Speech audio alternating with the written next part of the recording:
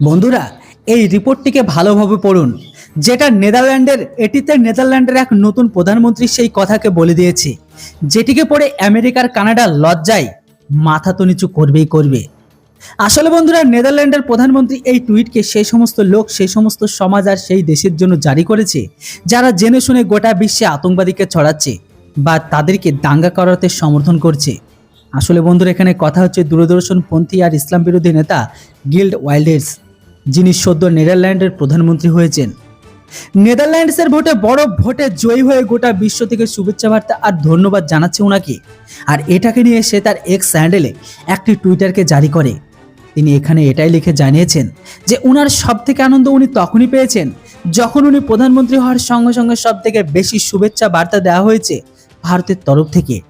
তাই আমি সমস্ত ভারতবাসীকে আমার মন থেকে জানাই অসংখ্য ধন্যবাদ যারা আমাকে শুভেচ্ছা বার্তা জানিয়েছে।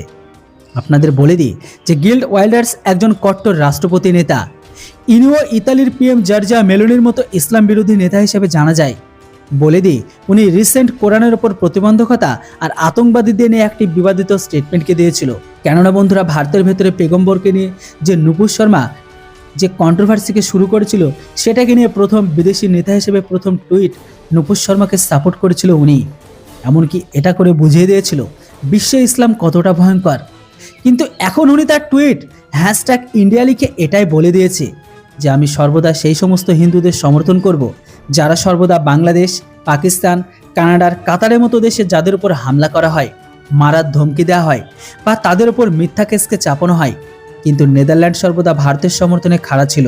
বলা হয় ইসলাম বিরোধী গ্রেট উইল্ডার্সের জিতে, যেটি শুধুমাত্র নেদারল্যান্ডকে নয় পুরো ইউরোপকে নাড়িয়ে রেখে দিয়েছে। ইনার পার্টি ভোটে সবার আগে ছিল। 150টি সিটের মধ্যে উনি একাই পেয়েছেন 143টি। গ্রেট উইল্ডার্স পিএম হওয়ার পরে থেকে সেই সমস্ত দেশে বসবাসরত প্রবাসীগুলোর বিপদ আরও বেড়ে গেল, বিশেষ করে যারা ইসলাম প্রোডাক্ট গ্রহণকারী। কেননা ইনু এখন মুসলিম শরণার্থীদের নিয়ে অনেক কড়া, বরং নেদারল্যান্ডস মিডিয়া হাউসেস কথা অনুসারে তাদের দেশে বসবাসরত অবৈধ অনুপ্রবেশকারীদের শর্টলিস্ট করে তাদের উপর ব্ল্যাকলিস্ট করা শুরু করে দিয়েছে। মানে নেদারল্যান্ডে ইতালির মতো মুসলিম শরণার্থীদের থেকে মুক্তি পেতে চায়।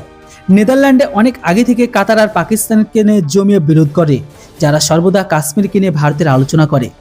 যদি এখন কাশ্মীরের খেলা সম্পূর্ণ শেষ, তাই এখন কাতার আর পাকিস্তানের প্রবাসী নেদারল্যান্ডে যাওয়ার কঠিন হলো। তো বন্ধুরা, এবার একটু আপনারা ভালোভাবে দেখুন যে ইউরোপ আগে ভারত বিরোধিতা করে ইসলামকে সাপোর্ট করত, পাকিস্তানের সমস্ত মনোবাসনা পূর্ণ করত। তো এখন 2014 সালের পরে থেকে সেই ইউরোপ এখন মুসলিমদের থেকে বেশি হিন্দুদের গুরুত্ব দিচ্ছে। বরং ইউএর মতো একটি মুসলিম আরব দেশে কোটি কোটি টাকা খরচ করে হিন্দু মন্দিরকে বানিয়ে দিয়েছে। এর উপর আপনাদের কি মতামত বন্ধুরা?